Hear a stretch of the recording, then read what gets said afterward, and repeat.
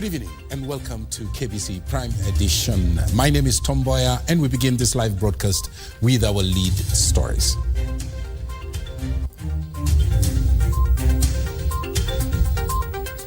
And all of us must work together by doing the necessary, planting trees, preserving our wetlands, making sure that all water towers are protected.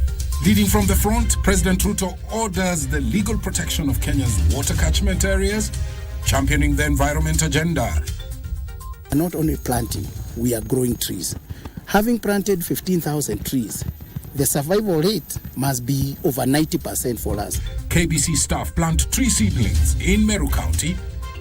Sisi hatujawahi kuonana na mtu anaitwa Anna na wala hajawahi kufika ofisi zetu za KPA kulaunch any complaint kwetu. Sababu kama mtu unajua meli imekuja bandari la Mombasa, shirika la KPA ndio inasimamia bandari la Mombasa. Plus oil importation saga, Kenya Ports Authority explains shipping of the 17 billion shillings fuel.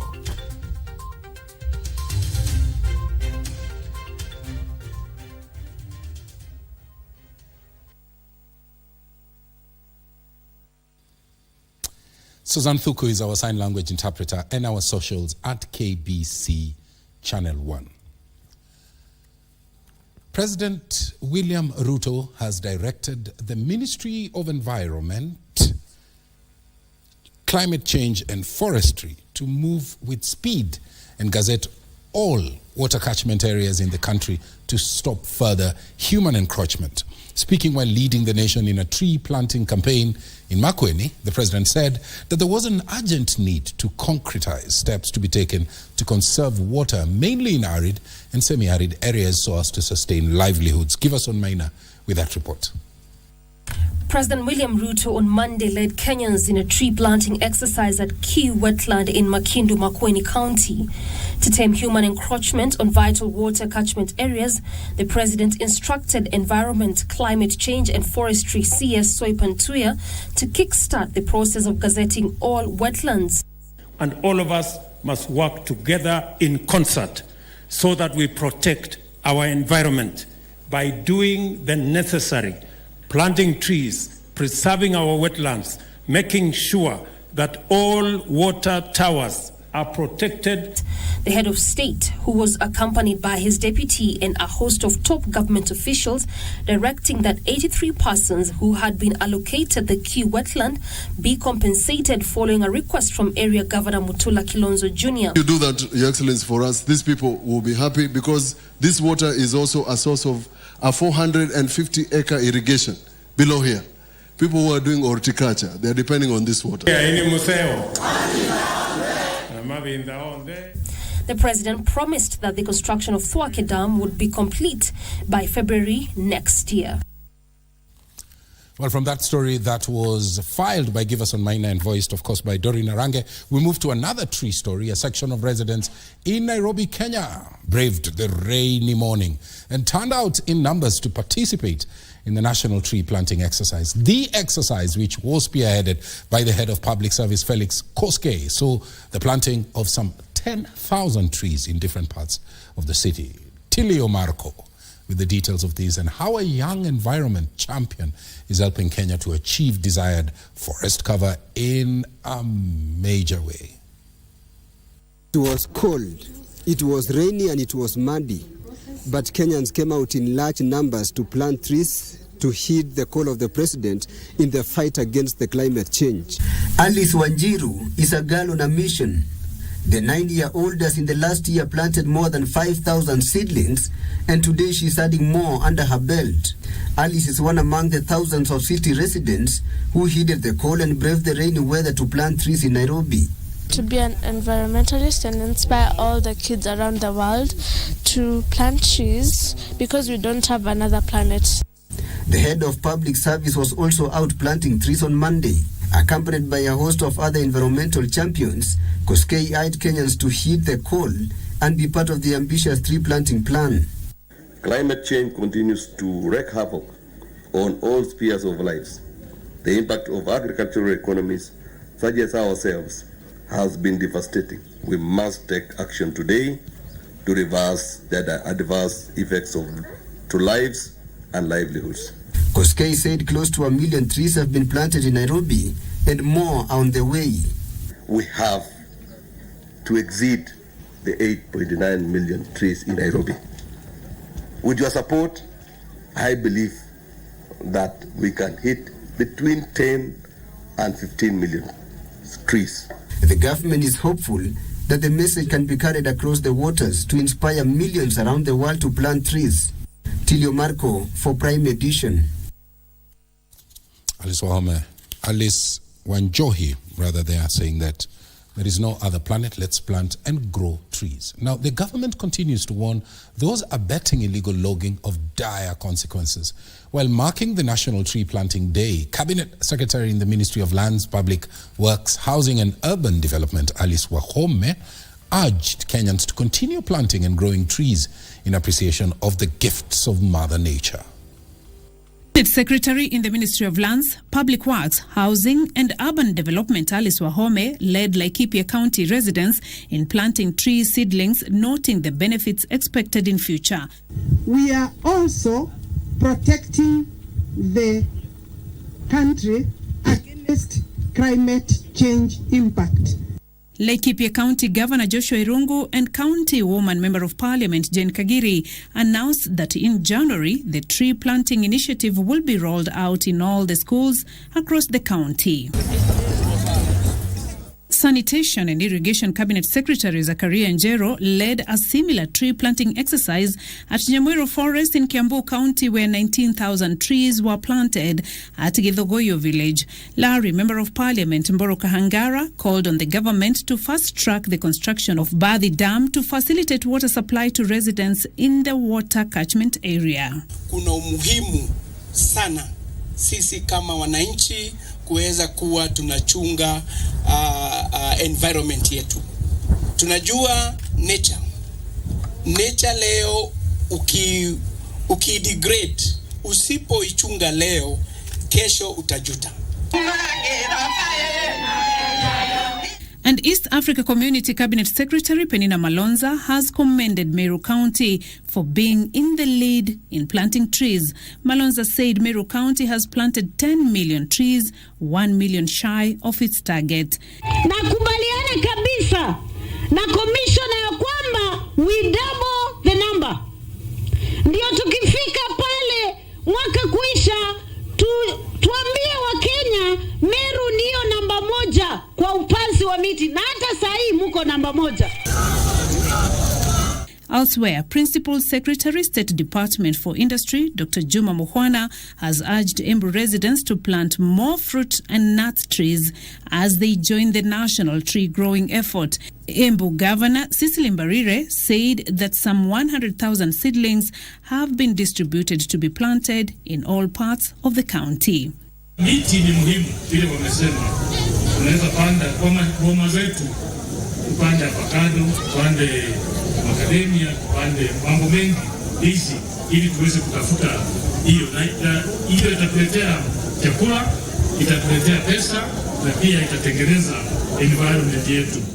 Meanwhile, Tharaka Nithi Governor Muthomi Njuki has issued fresh orders aimed at curbing logging of trees for charcoal, asking traders to seek county permits. He spoke at Kathwana Stadium, where Parliamentary Affairs Principal Secretary Aurelia Rono, who represented Prime Cabinet Secretary Musalia Mudavadi, asked Kenyans to heed President William Ruto's call to plant trees. Leo tupande miti. After 10 years, hiyo miti nusu yake ni makaa. Na hiyo makaa imeenda kupika Nairobi, ingine imeenda kupika Meru, ingine imeenda kupika utalii na nyuki. Tutakuwa tumefanya kazi ya aina gani? Kuna kazi tumefanya hapo? I have told my Department of Energy na Environment, we must encourage our people to have alternative source of energy.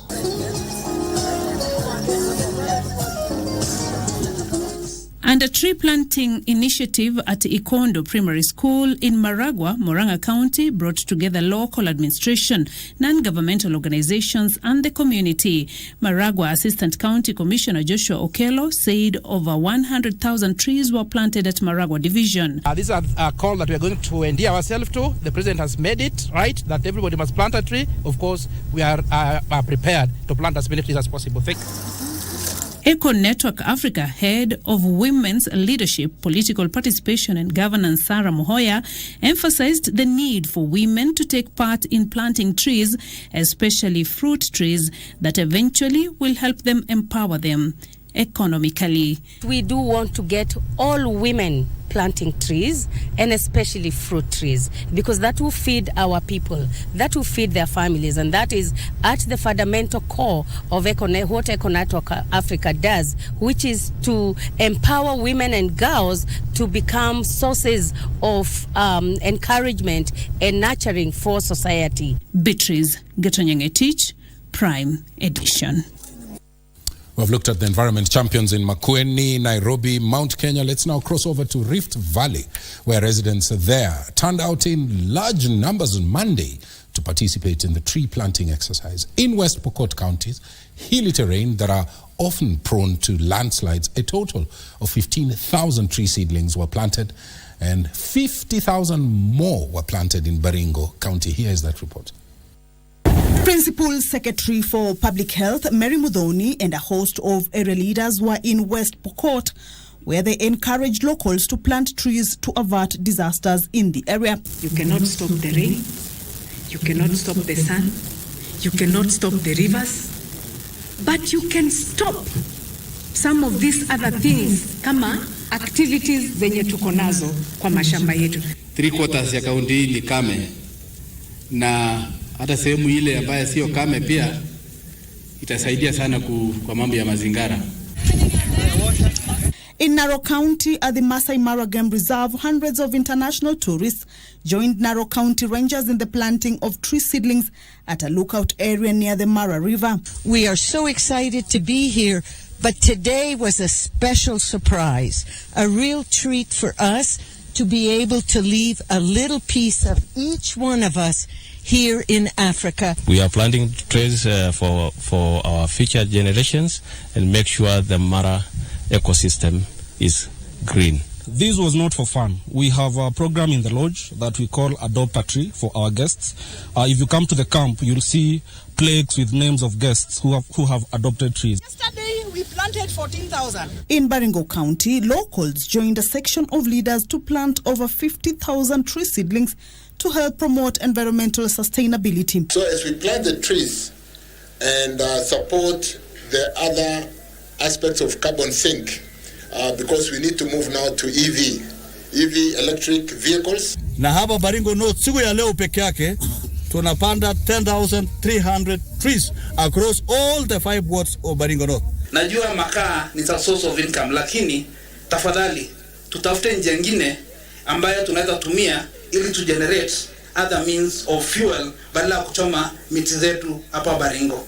It was an event of its kind in Kericho County as children participated in the exercise at Tuluap Sigis, a Kip Sigis heritage site in Cape Kelion East. The exercise was spearheaded by Crop Development Principal Secretary Paul Rono. Miti 5,000 kutoka asubuhi, lakini upande hii yote ya Cape Kelion East tumelete miti karibu 20,000. At the Kitengela JK prison, officers and a section of inmates took part in a tree planting exercise within the prison facility. Katika Kajiado County, tunapanda miti aina ya kasorina na acacia tree ambayo siko conducive. In Nakuru County, concerns over illegal logging on riparian land emerged as the major challenge in conservation efforts around water bodies.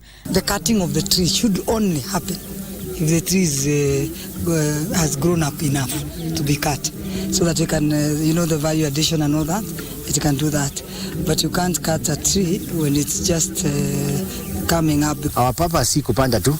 Kama vile mnaona hapa ni mahali pamefenziwa.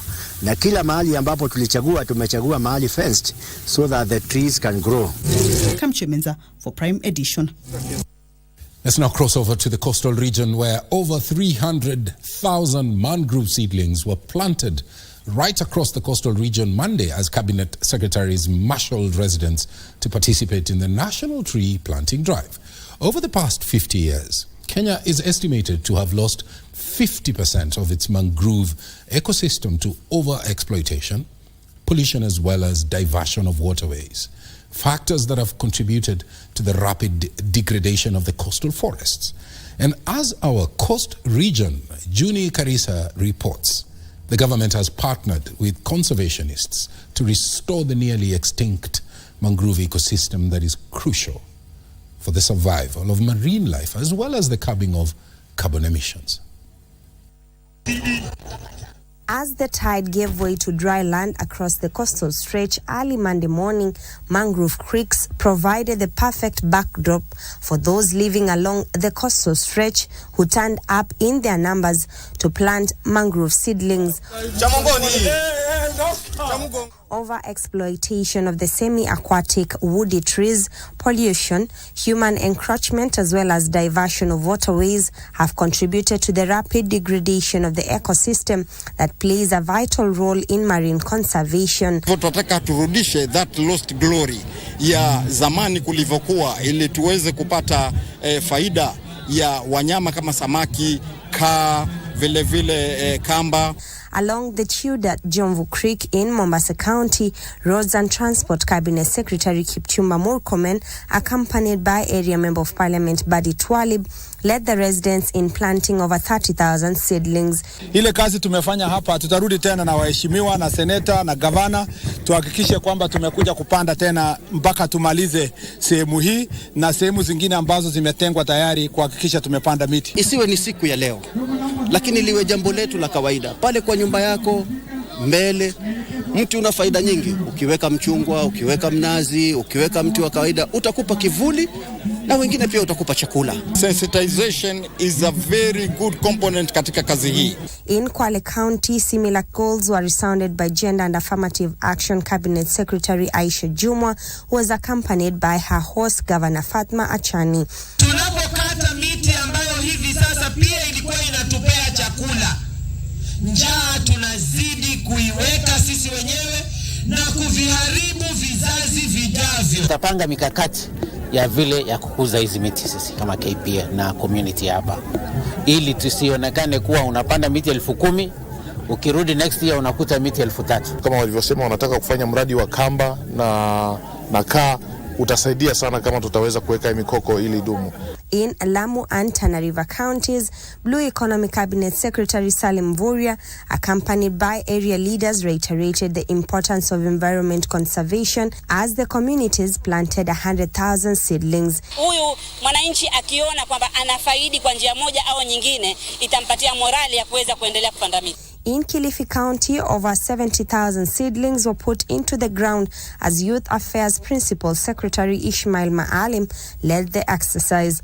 Every county exceeds more than 2 times the target it is given, or every ministry exceeds more than the target it is given, like Kilifi, then we are very good. Target yetu kama Kilifi County tumeamua tuende 100,100,000, lakini hapa naambiwa vile jua pia limetufeva tunaenda hata tunafikisha 300,000. A variety of tree species were also planted in Taita Taveta County as the country marked this auspicious day. Juni Karisambele from Mombasa County. That report from the coastal city of Mombasa brings us to our first break. Coming up, we deep dive into the tree planting exercise in Northeastern, in Kamiti, and in Nyanza. Stay with us.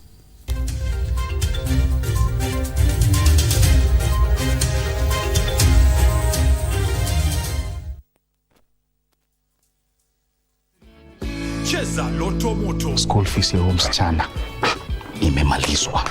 Loto Moto. May the Almighty God bless you. Keep on doing the right thing. Cheza Loto Moto. Shinda pesa moto moto. It's a cocktail of emotions. The puns that cracks up the family. Greed that yields power and a hunger for success. Friends turn to foes. Survival for the fittest is the drive. Who are we blackmailing? But nothing beats the feud in a family where one disappears and another fights for the crown. It was not supposed to go this far. It's the desire to succeed that keeps us going, the deception that keeps us digging, and the laughter pill that keeps us living.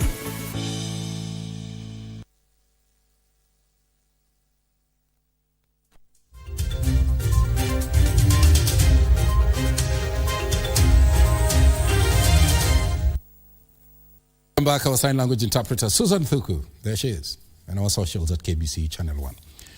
Now, despite Africa contributing to just 1%, by the way, of the global pollution, the continent receives the least amount of resources in aid of environment mitigation projects. Public Service Cabinet Secretary Moses Kuria has challenged Kenyans to play their part in providing local solutions by engaging in sustainable tree planting initiatives. Kuria spoke as he led tree planting efforts in Siaya and Kisumu counties. Here's that report.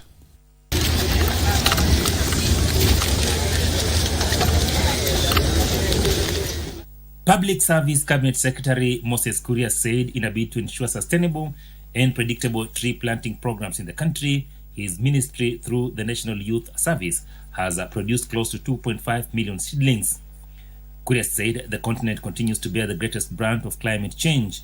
He spoke in Siaya County, one of the counties with the lowest forest cover in the country, with the national records indicating a paltry 0.23% coverage. This is a very important day as we move towards increasing our tree cover to 30% by the year 2032, and where we are expected to plant 15 billion trees. My ministry is contributing in several ways in this endeavor. In Kakamega County, Principal Secretary, State Department for Culture, the Arts and Heritage, Umi Bashir, led a tree planting exercise at Nyende, Chikusa Prison, and Mahanda Primary School. The PS was joined by Governor Fernandez Baraza at Muhanda Primary School. Ours is to ensure that we plant indigenous trees. So climate change is real and it's here with us. So what we are trying to do is ensure that we mitigate the climate change that we're having globally. Our heritage sites are also being affected by the climate change, and we're planting trees all the way up to Kilifi County, where we have the Kaya Forest, and to ensure that at least we have some sort of buffer for the climate change that we are having. In Busia County, youth groups from Butula sub-county joined forces with sub-county leadership to plant over 10,000 seedlings. Because the government is encouraging us, but it is our initiative as youths to take part and actively participate in supporting this initiative, because these trees will help us in the future. As a county, we were given the target of around 50,000. Butula sub-county were given the target of 5,000. And as said earlier on, we have surpassed that target due to well-wishers' contributions. We have planted over 7,000 today. The effect of global change, climate change, is everywhere, is world all over. And as you know, there is no international forum today which can end without addressing the effect of climate change. It is a very serious issue, and even we should not wait for the president to be reminding us every day, because everybody is affected. Similar efforts were spearheaded by Wezo Fund Chief Executive Officer Peter Lengaipan in Funyula Sub-County. As a board, we have launched the exercise across the country. So we intend to have planted around 10,000 tree seedlings. So we have picked this area for a reason that one, it's an area that the forest cover has gone down, and as well as the rainfall. They are receiving quite substantial amount of rainfall, and we felt that this is a good ideal place to do our tree planting. Achola Simon, Prime Edition, Kisumu County. Kenya's mission to plant and grow trees. Now, 46 people across the country have died as a result of floods. This as the Ministry of Interior and National Administration cited climate change as one of the 5 major security threats facing the country. Interior and National Administration Cabinet Secretary Kithure Kindiki says it is patriotic to conserve the environment and reverse the situation by planting and growing trees, which in the long run will end the perennial friction pitting farmers on one end against pastoralists. The Ministry of Interior and National Administration is calling for a collective patriotic duty to conserve the environment and reverse the adverse effects of climate change. Ukiona mvua, ukiona msongamano wa maji, kaa mahali huko mpaka upate msaada. Na niseme katika taifa letu la Kenya, tayari tumepoteza watu 46 kwa sababu ya mafuriko katika sehemu nyingi, sehemu mbalimbali katika nchi yetu ya Kenya. Interior Cabinet Secretary Kithure Kindiki cites climate change as one of the 5 major security threats alongside terrorism, banditry and livestock rustling, trade, use and abuse of illicit alcohol, narcotic drugs and psychotropic substances, and cultural, religious and political extremism. Tunalichukulia hili jambo la climate change ama mabadiliko ya hali ya anga ama tabia nchi, tunaichukua kama tisho kubwa la usalama wa taifa, kwa sababu wakati ukame unakuja ndio unaona mzozano baina ya wafugaji na wakulima, kwa sababu wafugaji wanatafuta lishe ya mifugo, wakulima nao wanatafuta chakula, na hapo ndio hiyo muingiliano ndio unaleta mizozo. Kindiki made the remarks at Garissa University as he led residents in planting 8,000 tree seedlings. All national government administration offices have been directed to spearhead tree planting in the jurisdictions. Machifu wote na manaibu wao katika Jamhuri ya Kenya wataendelea kuhusika na kuhamasisha wananchi katika kupanda miti katika kata zao na kata ndogo zao. In Northeastern, more than 300,000 tree seedlings will be planted with a target of 100,000 tree seedlings in each of the 3 counties, namely Garissa, Mandera and Wajir. 8 of the 441 chiefs in the region will coordinate the planting and growing of at least 680 trees in their locations. Also, Internal Security Principal Secretary Raymond Omolo oversaw the tree planting exercise at Hula Hula Forest in Marsabit County. The county is among those classified as having the lowest tree cover of about 2% and forest cover of 1.17%. Not just planting trees, but growing them, so that all the trees that we have planted today, we will make sure that they grow and this place becomes a forest again. In Isiolo County, the Chief of Defense Forces General Francis Ogola, Isiolo Governor Abdi Ibrahim Guyo and Isiolo County Commissioner Geoffrey Omodeng led a tree planting exercise at Waso Primary School grounds. Over 25,000 tree seedlings have been planted in public spaces in Isiolo County in the last week. Jukumu yetu kama wananchi, kila mmoja aweze kupanda miti, hata kwa ploti yako pande miti kila mahali. Very soon tutagazette Kina na gazette Olojiro kama county forest, ndio watu waweze kufanya nini, kuchunga hiyo msitu. And conservationists have urged the government to adopt what they termed as Plant Your Age Tree initiative if it has to achieve its target of planting 15 billion trees in the next 10 years. Led by the founder of Green Africa Foundation, Dr. Kalua Green, the group said the initiative is a game changer in the attainment of the 30% forest cover. The Plant Your Age campaign, which was started on 25th of September 2011, when Wangari Maathai passed on. I asked for Kenyans to plant trees equivalent to her age, which was 71. And Kenyans planted as many trees. And within a couple of months, before a year was over, Kenyans were already saying, we have planted enough trees for Wangari Maathai, as Wangari Maathai Green Corners. This spoke in Kitui County during the National Tree Planting Exercise. Serafina Robi for Prime Edition. How incredible to say Kenyans dig deep on the first National Tree Planting Day. Now, even behind bars, over 25,200 tree seedlings were planted right across Nairobi prison stations in line with that government directive to plant 15 billion trees. The exercise saw inmates and prison warders both join other Kenyans in commemorating the inaugural National Tree Planting Day.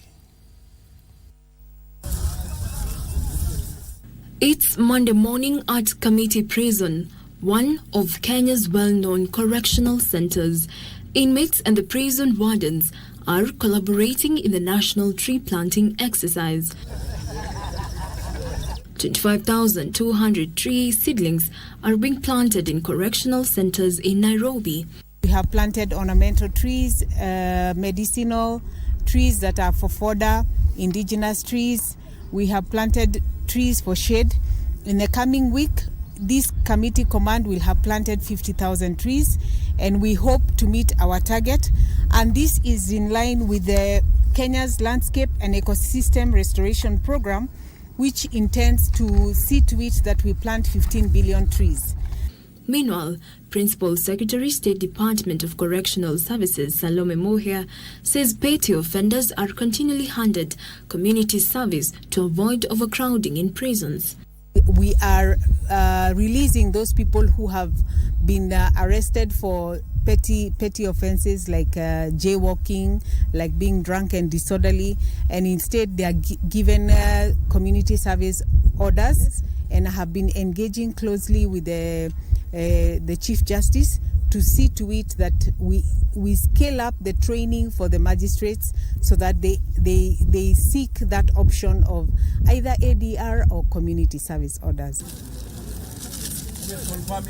PS Mboya says the prisons will play their rightful role in helping the country achieve the 15 billion trees target.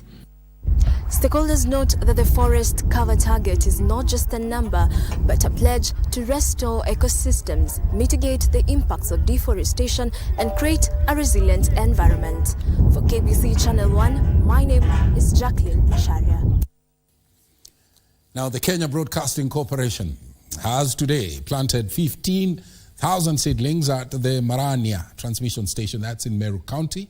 The exercise is in commemoration, of course, of the National Tree Planting Day, set aside by government to accelerate the planting of 15 billion trees by the year 2030. Here is KBC's report. Staff of the Kenya Broadcasting Corporation, led by Acting Managing Director Samuel Maina, joined the rest of the country in marking the National Tree Planting Day. The team pitched tent at KBC Marania Transmission Station in Meru County. Here, 15,000 cypress and pine seedlings were planted on the 87-acre piece of land. We are not only planting, we are growing trees. Having planted 15,000 trees, the survival rate must be over 90% for us, because this area lanes throughout. It's a very good fertile area. So with the security of Kenya Forest Service, these trees are going to grow. This exercise, that is in line with the 15 billion tree planting target set by the government to help boost the national tree cover. Sentiments echoed by the board chair, Engineer Benjamin Mwangi, who said every Kenyan has a responsibility of protecting the environment for future generations.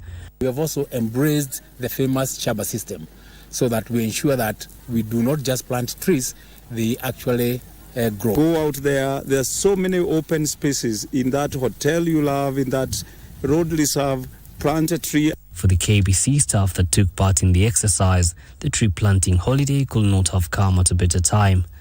We are calling on them to come out and plant more trees, not only for this day that is set as a National Tree Growing Day, but also anytime whenever you get a chance to plant a tree. I'm calling out to younger generations to come out here and plant trees. Kama sisi tutaweza kuwa mstari wa kwanza kupanda miti, tutakuwa tunaweza kuyalinda mazingira, na pia katika vizazi vijazo tutaweza kuhimiza pia, na utapata kana kwamba hatupati madhara mengi kama ukosefu wa mvua kama vile ilivyokuwa imezoewa. With an ambitious 100 million tree seedling target set today by the Ministry of Environment, KBC is taking its part in greening the country and conserving the environment for the future generations.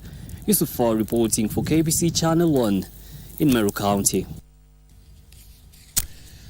That's right. Hands in the dirt, head in the sun. and their heart with nature. KBC staff not only planting, but also growing trees. Today, as you've seen, Monday the 13th day of November marked the inaugural National Tree Planting Day.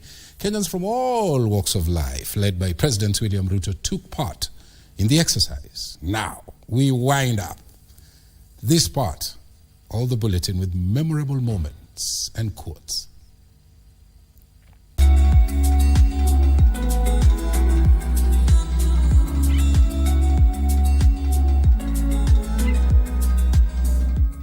Hii kazi tunafanya leo ya kitaifa ni kati ya mikakati ya kuhakikisha ya kwamba tunapunguza gharama ya maisha kwa kuhakikisha kwamba kuna mvua na maji, tuzalishe chakula ya kutosha, ndio tuhakikisha kwamba Kenya iko na chakula.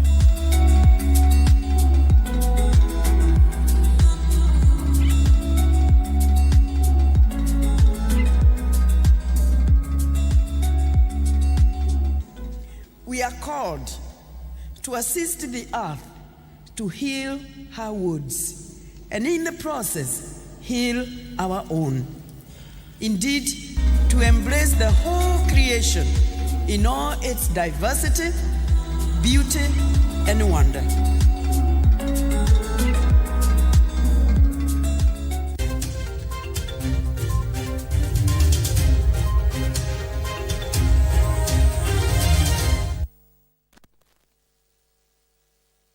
Mchezaji wa Loto Moto. Mungu awabariki sana. Ni wengi wanakushukuru bila hata wewe kufahamu. Niliona Mungu wa ajabu ameshuka. Ni wengi wanaokuaminia.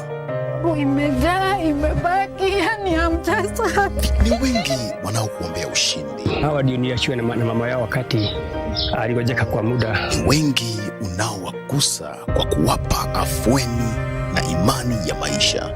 Asante na Mungu akubariki pia. Ni wengi unawatembelea. Through hii program ndo tunajua vitu zingine. Na imani yako inawapa amani. Akaaga juu ya kansa. Ushindi wako ni wa wengi. Roma niendanga, Roma. Asante mchezaji wa Loto Moto.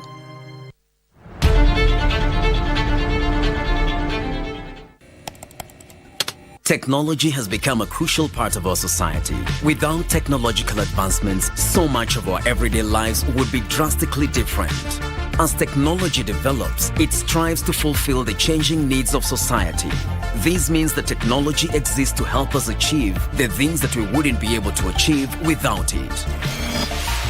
Take on Tech looks at the advantages and downside of technological innovation in a world that is becoming increasingly dependent on new digital technologies. Every Monday at 10:30 p.m.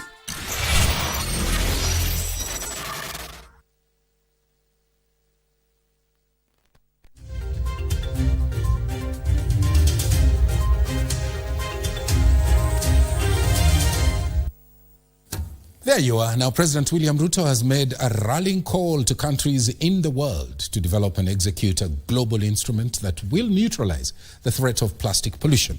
Speaking during the third session of the Intergovernmental Negotiation Committee in Gigiri in Nairobi, Kenya, the President further assured the globe of Kenya's commitment to ending plastic pollution.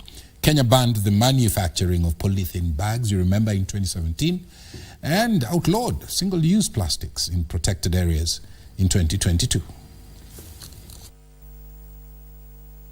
If we hold our laurels and do nothing, we will produce more than 1 billion tons of plastic by 2060. This kind of polluting our environment is unacceptable and is essentially an existential threat to life, to humanity, and to everything in between. I believe I speak for many across the world when I say I am encouraged and confident that you will deliver a global instrument on time and lead a monumental shift in our relationship with the planet and with each other. Hence, the coming days will be crucial, and it's in your hands. INC3 must be a strong next iteration, a strong next iteration of the draft and a mandate for the chair to get ready for the next round of negotiations in Ottawa with that next iteration ready. Now let's shift gears and move into politics. Azimio One Kenya party leader Raila Amolo Odinga has criticized the government's plan to enhance taxation and charges of government services. Speaking in Homa Bay County, Raila instead called on government to reintroduce the Kazi Mtaani program.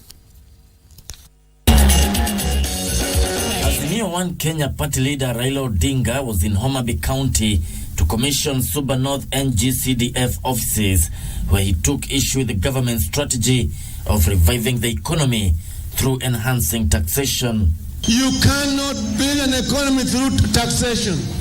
You cannot build an economy through over-taxation of the poor. That's how not to do it. But it is not. What Mr. Ruto is doing is like over-milking a cow. The ODM party leader instead wants the government to reintroduce Kazi Mtaani program and Kazi kwa Vijana program to enhance cash flow in the economy.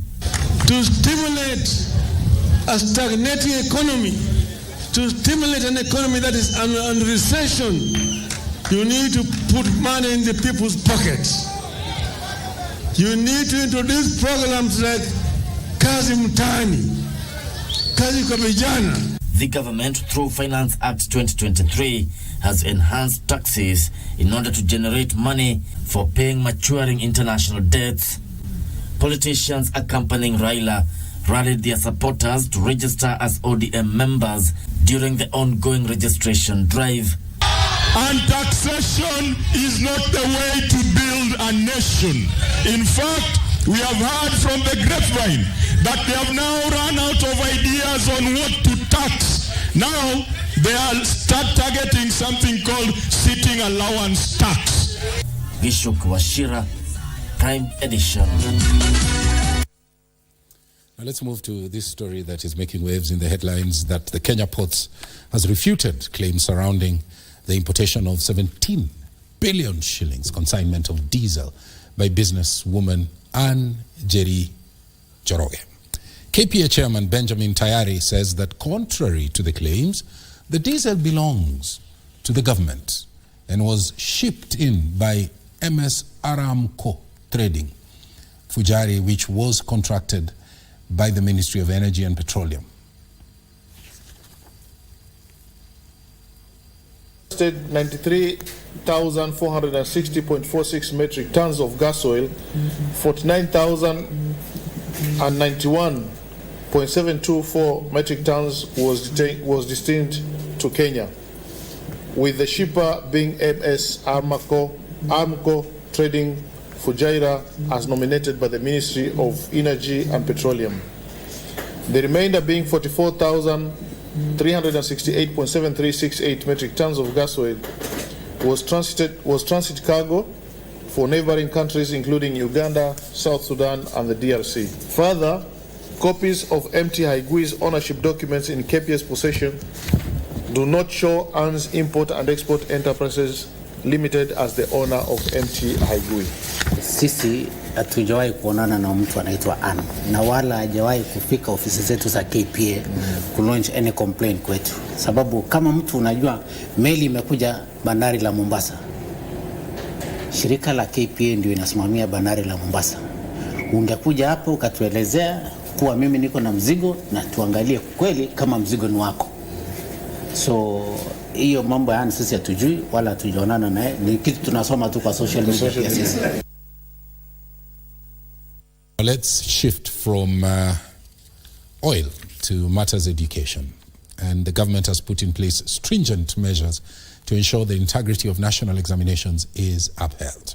Basic Education Principal Secretary Dr. Belio Kipsang said so far no major incidents of malpractice have been reported since the Kenya Certificate of Secondary Education examinations kicked off 2 weeks ago. For these and more stories, here is our county news roundup.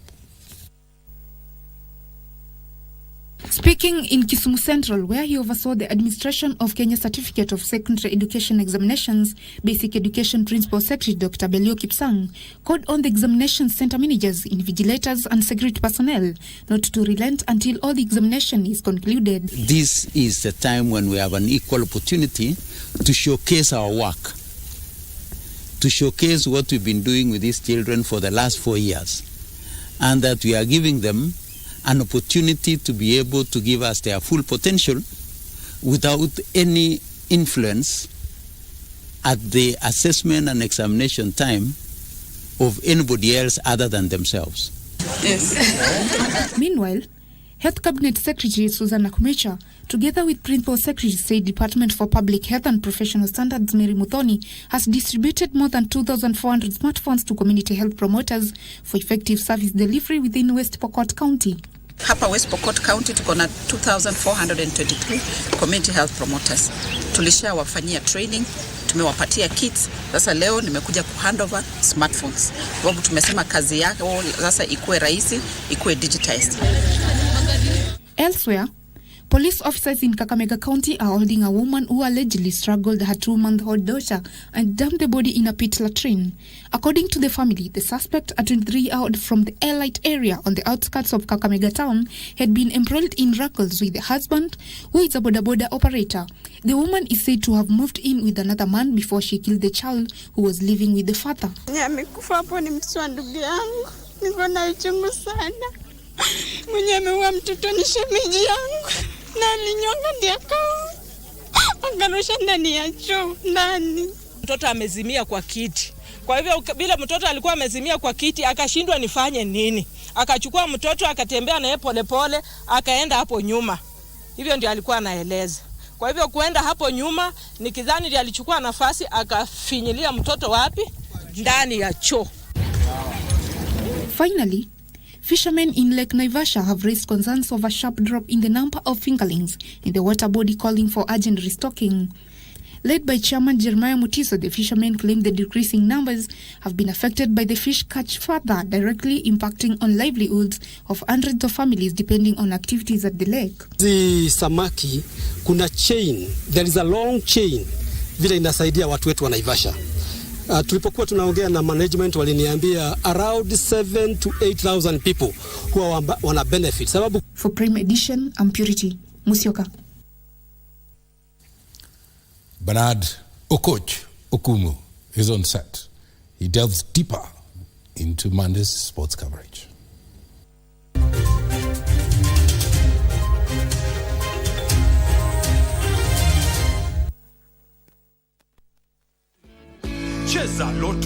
We've gone ahead tukamaliza pia school fees ya your other kid. Thank you God. Asante sana Loto Moto. Cheza Loto Moto. Shinda pesa moto moto. Bien? Oh, there you are. Come on. Huh? I was looking for you. Why did you bring your friends to this restaurant? I mean, the last time I was here, everything was horrible. Oh, hey, wait. I guess that you could say we have a hobby in common. So are we a better match now, huh? Will it be all right with you if I played a piece of a recording for you? I did record it. And I have nothing to argue that with. But if you want me to be more clear, I won't do it. What are you doing this for? I always thought you were brilliant. Truly. But I never thought you could be so despicable. It was clearly a scam. If it was really that easy to make money, I would have quit my job by now. Okay, so you don't believe it, but I do, and I'm making money. Please think about this. I am. I'm not an idiot here.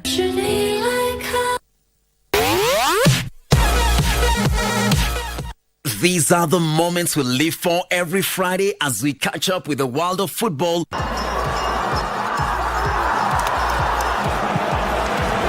Manchester City go in front. With your favorite stars in rivalries like no other that keeps you on the edge of your seat. Learn a few tricks that keep you ahead of the game and spice it all with unforgettable moments on Dunda Dunda. On Saturday, you're in for another treat as we rock your weekend with all sporting disciplines, bringing you insights on what's happening behind the scenes as we share players and athlete stories, preparations, and celebrate their achievements. Charging to the line. Is it going to be a world record? Yes, it is. She smashed it. Whatever angle you look at, we've got you covered. KBC Channel 1, your true sports partner.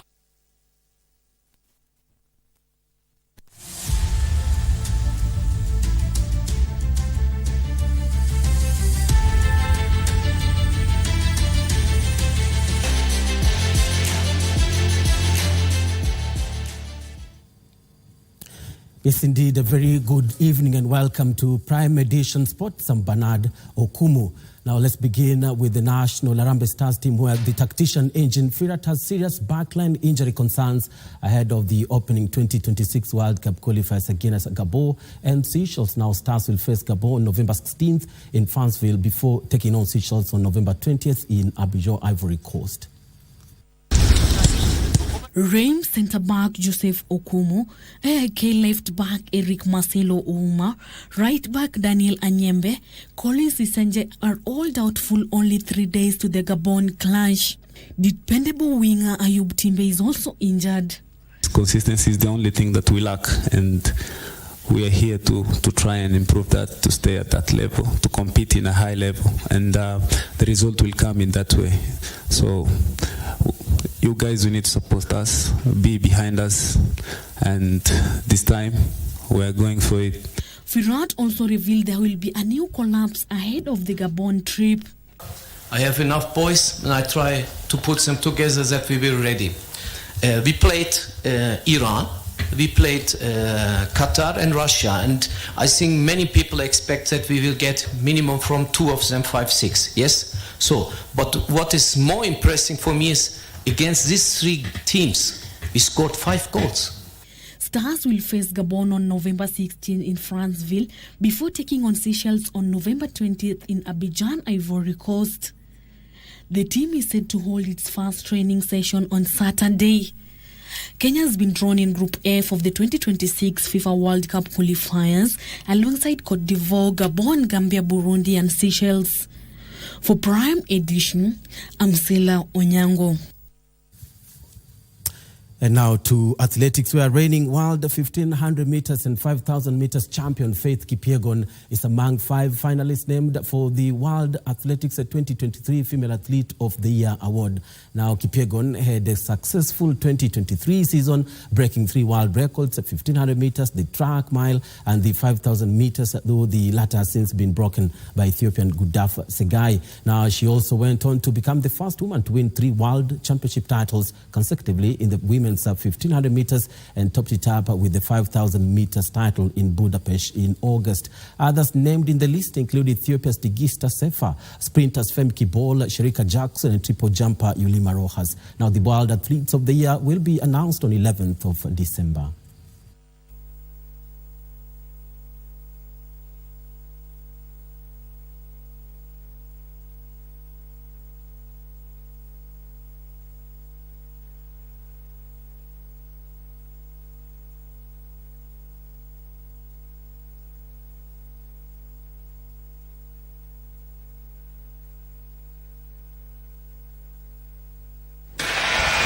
The ultimate final explodes into life. Richardson on the outside. Jackson's going really well in the middle. It's her title. This is her event. Thomas trying to go with her. But it's Sherika Jackson at the moment. Can she hold it? She's storming to victory here. Watch the clock. This is so fast. It's a brilliant, brilliant title defense. It's the second fastest time ever run. And Kabras Sugar FC players joined other Kenyans in a tree planting exercise in support of the national government's tree planting initiative in Senyende within Kakamega Forest and in Kiminini at Chalicha. Now, at least 5,000 tree seedlings were planted in the area. The government is keen on increasing forest cover in the country as a way of conserving the environment and also mitigating the global warming effects. Meanwhile, Football Kenya Federation President Nick Mwendwa, Harambee Stars head coach Engin Firat, and Captain Michael Olunga also participated in the tree planting exercise at FKF offices here in Nairobi. Mazingira yake. So tukisema tumewachia serikali pekee, then nadhani hapo tutakuwa tumeanguka. Sasa ndio maana unaona sisi kama timu ya raga tumejitolea. Kila mtu hapa anajua kuwa umuhimu wa mazingira kuwa sawa, umuhimu wake ni nini kwa sisi wenyewe na hata wale wanaotufuata. This is not the first time. It's a program that we started, and this is a continuation from something that we started. That's why I said, so far we've planted 10,000 trees, and even today in this program, we donated 3,000 seedlings to be planted here. So this is part of our CSR, because as you know, the right group of company, they support environment, and almost 70 to 80% of our programs are based on sports, education and environment conservation. A great initiative there from Kabras Sugar. Meanwhile, the FIFA and CAF regional coaches instructors training course commenced today in Nairobi. FKF President Nick Mwenda, who presided over the event, pointed out that over 6,000 coaches in the last couple of years from the grassroots level have been trained from the program. Mwenda said the program is set on equipping coach educators to ensure they build capacity to allow them to appropriately teach coaches that will handle players. The 4-day course is in line with FKF's mandate to train coaches from grassroots to professional level. First, Coach Developers Pathway Program. These are individuals in the Sakafa region who are trainers of trainers. Remember that we are the only country that has been having its own instructors that are approved by CAF and FIFA to train our coaches. After the completion of the course, we would like to see the member association appoint them, to assign them to deliver courses in their own countries. And also a lot of things that they take away, they can apply in their role as coaches or as a parent or as an office manager. So it's a lot of life skills also that we are talking about. And to grassroots soccer, where PSC Langa from Uasin Gishu County defeated defending champions Laser Hill 2-1 in the Chapadimba Rift Valley Regional Finals, while Buyeta Girls from Trans Nzoia County were crowned the 2023 champions after seeing off Trinity Mission Girls from Nakuru County by a goal to 0.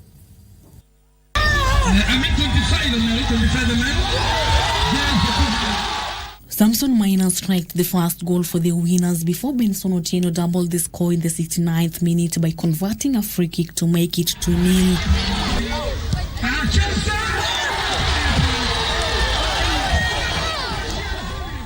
Joseph Odiwar scored a consolidation goal for Laser Hill in the 89th minute. In another match, defending champions Waitita Girls clinched a 1-0 victory over Trinity Mission Girls from Nakuru County, successfully defending their second consecutive regional title.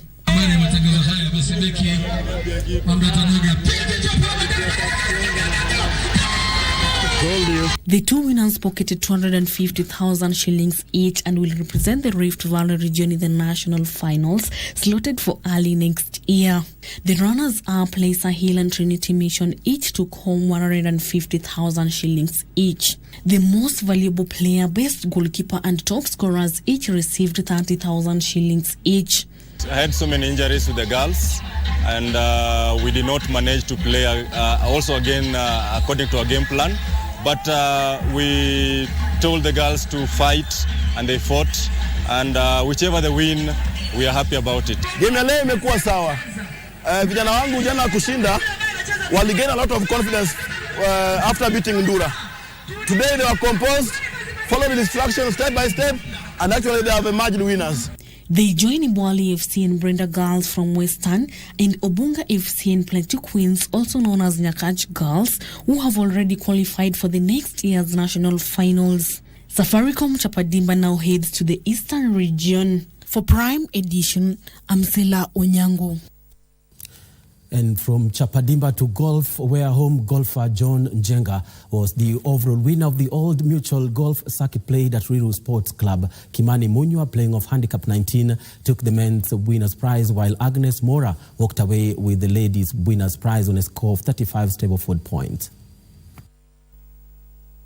Jenga, playing off handicap 14, combined 22 and 18 Stableford points for a total of 40 Stableford points to floor a field of 184 participants. I had a good round with a 4-ball. Had 7 pars, 11 bogeys. I thank Mucho for the sponsorship.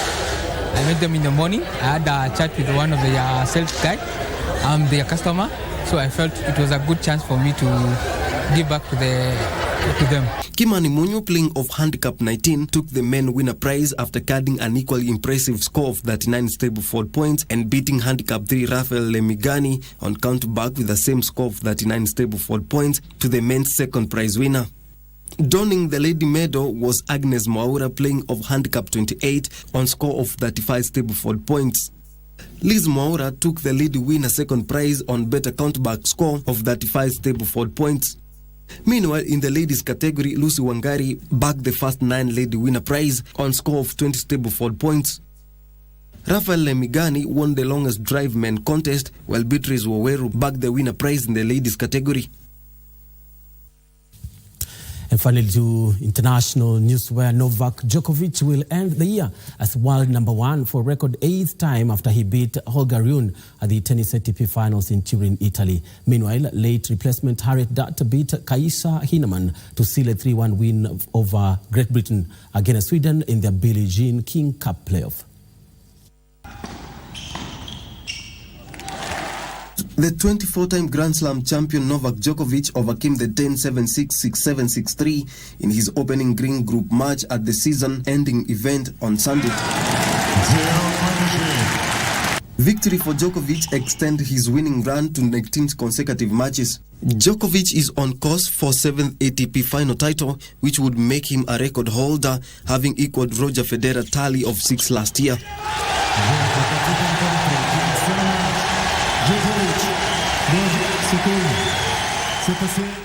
Meanwhile, Canada claimed their first Billie Jean King Cup title as Leila Fernandez sealed a 2-0 victory over Italy in Sevilla.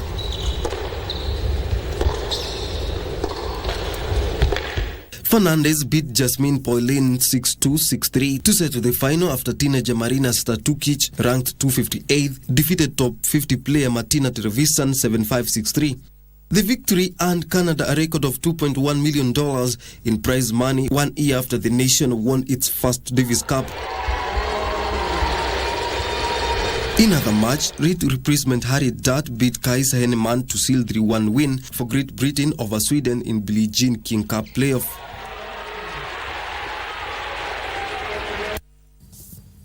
Well, and on that note, where Novak Djokovic is ending the year as world number 1 is how we end tonight's edition of Sports. But before then, thank you so much. It's been a great day where Kenyans marked it by planting trees, and of course KBC Channel 1 leading the line by having that particular exercise in Meru. Back to Mboya to bring the curtains down on Prime Edition to them. Bernardo Kumu, thank you so much for watching. Many thanks indeed, Coach. In fact, there's an Indian proverb that says that blessed is he who plants trees under whose shade he will never sit. By the way, happy Diwali to our Indian brothers and sisters.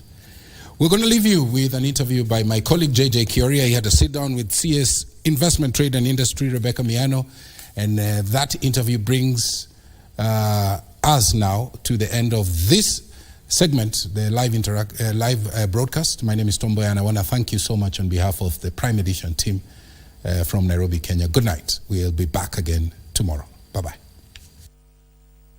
Tonight we're speaking to the Cabinet Secretary, the Ministry of Investment, Trade and Industry, the Honorable Rebecca Miano, who joins us on set. She was recently in Japan for the Trade Ministers G7 Summit, and obviously we'll get a gist of what really was in it for the Republic of Kenya. Karibu sana, Waziri, how are you doing? Thank you very much, and thank you for having me. Absolutely. Of course, you were transferred recently from the Ministry of East African Community and ASALS. How are you fitting in the new ministry? I remember the day we took an interview about my docket in the East Africa community. That evening, unexpectedly, there was breaking news and there was a reshuffle, and I was appointed the Cabinet Secretary for Investments, Trade and Industry. And so I reported immediately. And as you know, this ministry is a backbone of the economy of Kenya. It's catalytic to the development of the country, and therefore I assumed a ministry that I am very, very much aware that it is a very important docket. It's one of the strategic pillars of the Kenya Kwanza government. It is the foundational ministry, and therefore I've taken it with a lot of seriousness. So far, so good. I have found a good team of the PSs and the technical staff. They have taken me through the initiatives that they have and the priorities for the ministry, and we have settled down well. And I look forward to delivering together with the team. And of course, there's no ministry bigger or lesser than the other, but this being a key cog of the better plan, do you think this is a testament of President William Ruto's faith in women leadership? I am grateful for the trust and the faith that the President has entrusted in me, and I take it with gratitude, but also with a lot of seriousness and determination. And I have assured the President that I will do my best and that I will carry his vision, and I will make sure that he achieves what he has planned to do, and even in fulfilling his oath to the Kenyan people. Yes. In the month of October, you went to Japan for the Trade Ministers Summit, in the G7 Summit. First of all, tell us the importance of that meeting and your participation in that meeting. What value did it add to the Republic of Kenya? Yes, I was invited to Japan in my very initial days in this ministry, and I went for a meeting of the G7 Trade Ministers. The G7 is a group of countries, progressive and developed countries, and in it we have Canada, we have France, we have Italy, we have Germany, we have the UK, we have the US, and we have Japan. And these are the countries that contribute about 40% of the global GDP. And so you can imagine, we can almost say these are the giants. And so they had a meeting of the trade ministers, and they had invited 5 countries. Kenya was the only African country invited, alongside Australia, Chile, Indonesia, and India. And therefore, when I went there, it was a very good opportunity, first, to get to know my colleagues in these big jurisdictions and interact with them, but more importantly, just to participate in their conversations. There were conversations about the reforms of WTO and coming up with policies that will support trade in all jurisdictions, including Africa, and that was very important. Discussions about resilient supply chains, about emerging global trends, digitalization, sustainable trade. And it's very important for Kenya to have been at a table where such important and critical issues are being discussed. I had an opportunity to present the case of Kenya, just what Kenya has to offer, what our business terrain is all about. And one of the critical discussions that was going on there is about the critical minerals and how it can be inclusive in the world for jurisdictions like Kenya and the global south to participate in such important manufacturing. I had bilaterals with many of those countries. I had bilaterals with Japan, with Canada, with France, and a few others. And therefore, we anchored a relationship to continue discussions. But John, one of the other pleasant surprises, out of the 7 G7 trade ministers, 4 are women.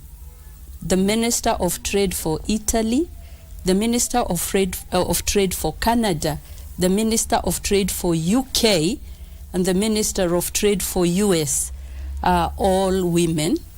And therefore, I felt quite at home, and also the recognition of women participation in matters trade. So going forward, I intend to keep live conversations and strong relationships. Now that you mentioned Japan, and Japan, as we all know, is a trade giant in many ways. And in your bilaterals, like you're saying, you signed the industrial policy dialogue. Yes. What is the overall goal back home? So on the sidelines of the G7 trade ministers meeting, I had a bilateral with my counterparts in Japan. That is the ministry, they are METI. They call it METI, ours is MITI. And we had a long conversation with my colleague. As you know, Kenya and Japan have been trade partners. We have had good bilateral relations. We know the support that Japan has been giving to Kenya in the fields of trade, education, health, energy, and all these fields.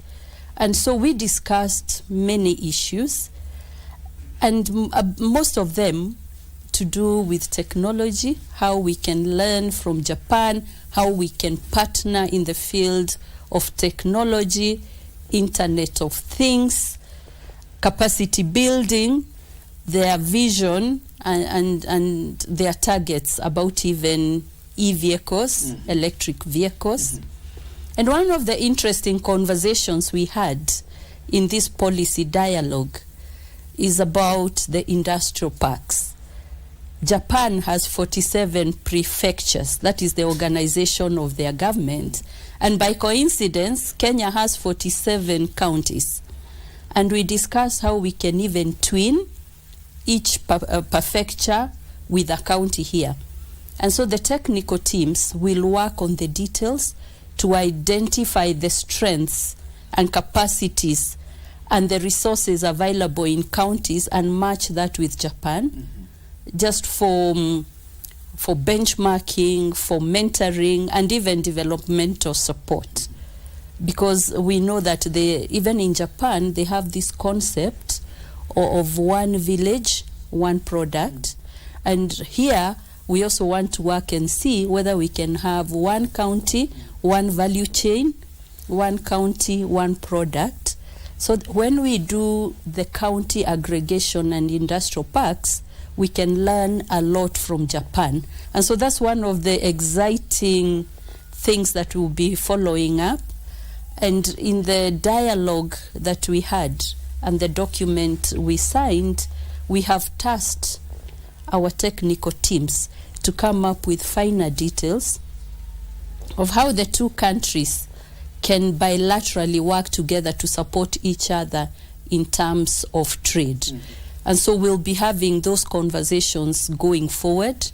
We will be tracking the progress, and we will prioritize the areas that we need to cooperate in regard. And I am very sure one of the biggest priorities will be in the technology and even the automobile sector.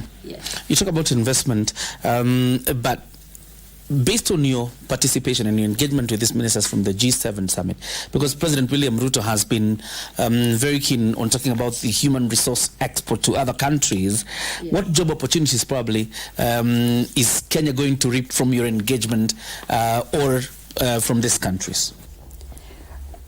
First, capacity building. Because for our young people to get jobs, they need training and capacity building.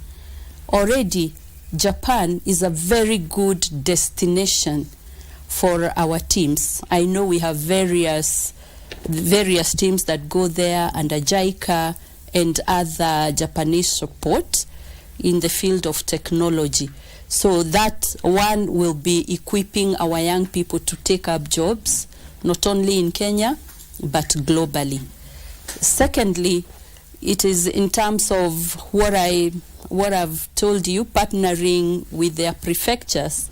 When our counties set up the county aggregation and industrial parks with the support from Japan, it will create very, very many jobs for our young people. We also know that Japan has a dwindling workforce, and we do hope that we can position our young people to even take up jobs in Japan, especially in the technology field, automobile, agriculture, and this will be some of the things that we will be discussing in implementing the policy dialogue document that we signed with my counterpart from Japan. In your speeches, listening to them and looking at them, you kept referencing strategic posture, Kenya having a strategic posture. What gives Kenya the strategic posture for investment?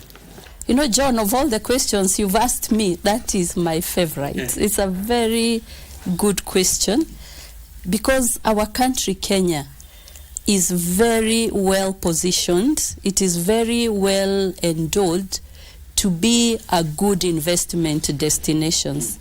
And there are very, very many reasons. We know that it is a gateway to East Africa community, being one of the largest economies in the East Africa region. And that makes it a regional hub, financial hub, logistical hub. So that in itself is one of the very many advantages. And so we are answering the question, why Kenya? So that's one of them.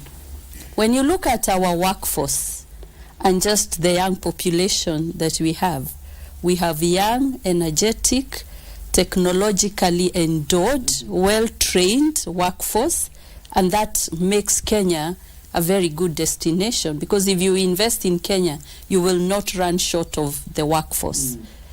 And then we are a stable democracy.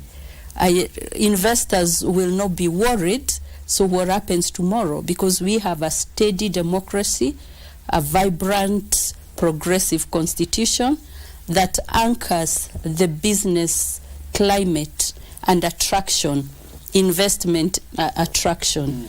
So that's one of the other. If you look at just our weather, climatic conditions, that is also an advantage.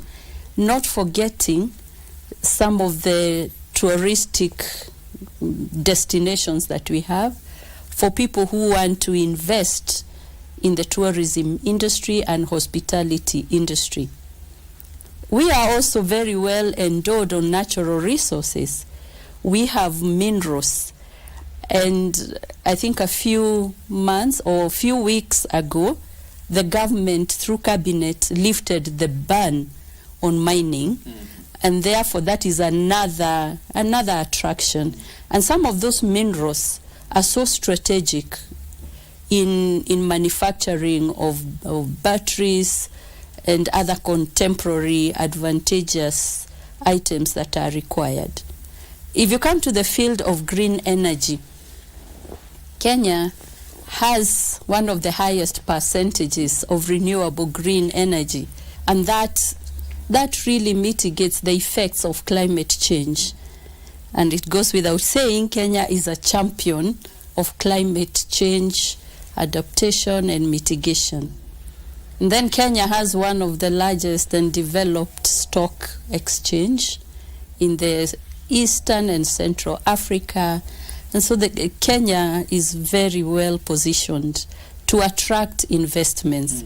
There are also fiscal investments, incentives that are there, especially for the EPZs and special economic zones.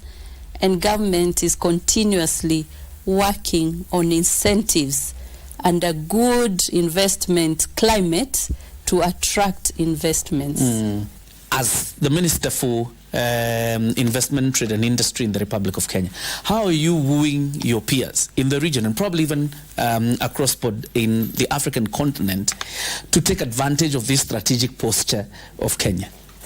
Yes, we have talked about why Kenya and why Kenya is a good investment destination. Having that in mind, we can now look at the Africa Continental Free Trade Area and the agreements that we have. And as we speak now, I think 54 out of 55 of the countries have already ratified the agreement. And a lot of protocols have been worked on. Currently, we are finalizing the protocol on digital trade. So this AFCFTA will open up a market, the largest market in the world, with about 1.7 billion people, the largest free trade area, so to speak.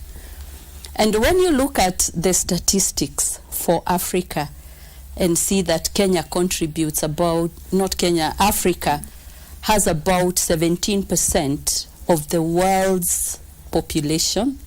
That's a big market. We have about 30% of all the natural resources in the globe.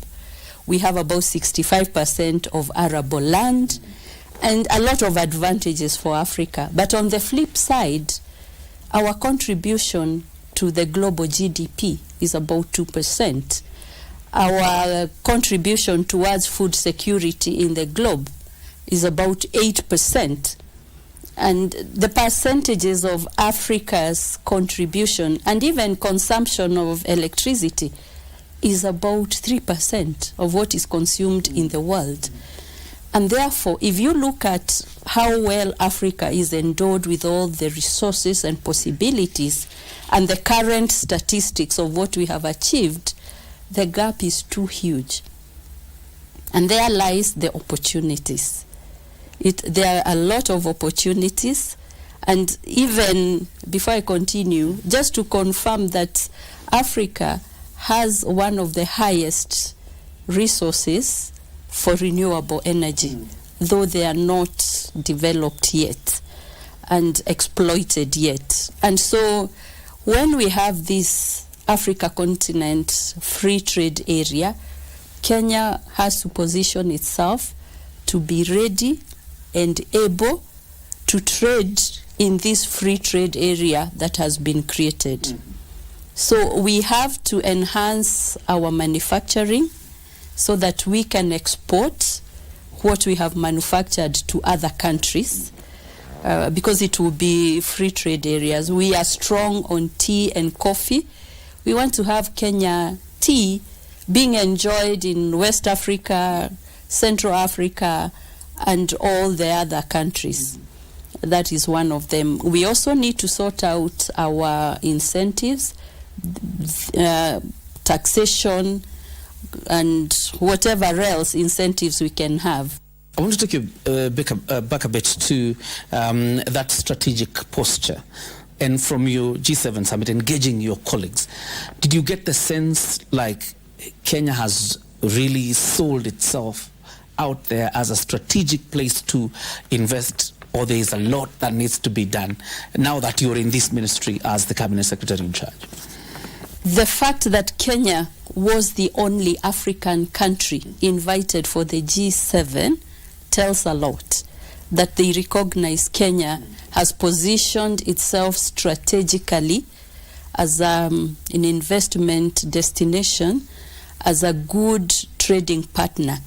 So I want to say, in terms of positioning Kenya, we are at a good space. Part of this going to work is the KIPES idea, the county aggregation and industrial parks. Tell us, Waziri, how does it fit into President Ruto's bottom-up economic transformation agenda? Yes, the bottom-up economic transformation agenda has at the heart of it not leaving anyone behind, taking opportunities to the people at the bottom of the pyramid. It is inclusive and making sure that every Kenyan's lives is uplifted. And therefore, the KIPES, the county aggregation and industrial parks, will bring up aggregation centers so that even the small-scale farmers, everybody at whatever level of farming that they have or production, they can then bring their products to the aggregation centers for that to find its way to the market.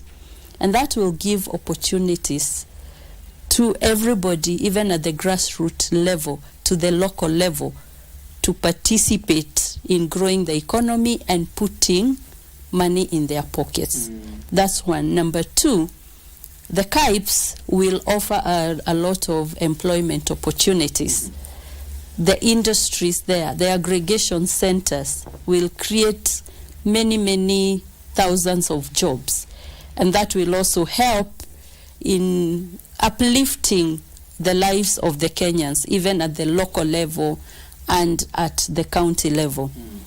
I look forward to breaking ground for the counties that haven't done that, and following on progress of those that are already in construction, so that we start identifying investors, we start farming up modalities of the aggregation, where the market will be and what products each county will have, and we will get to see which county will have which product. As we wind up, Waziri, what are those two things that you have set out to do in this 1 year as the Cabinet Secretary, Investment, Trade and Industry? What are those two things you have set out to do this year? Number one, I want to create an enabling environment for local trade and even international trade to thrive, so that we increase local manufacturing and we attract investment. I want to do that by looking at enabling policies. I want to listen to the market and see what are these things that are impeding a good, thriving environment, so that we resolve those issues. So that after that, it will be like we do not have a lot of bottlenecks, we do not have many things that are impeding the trade, industry, and investment. So I want to personally take that up.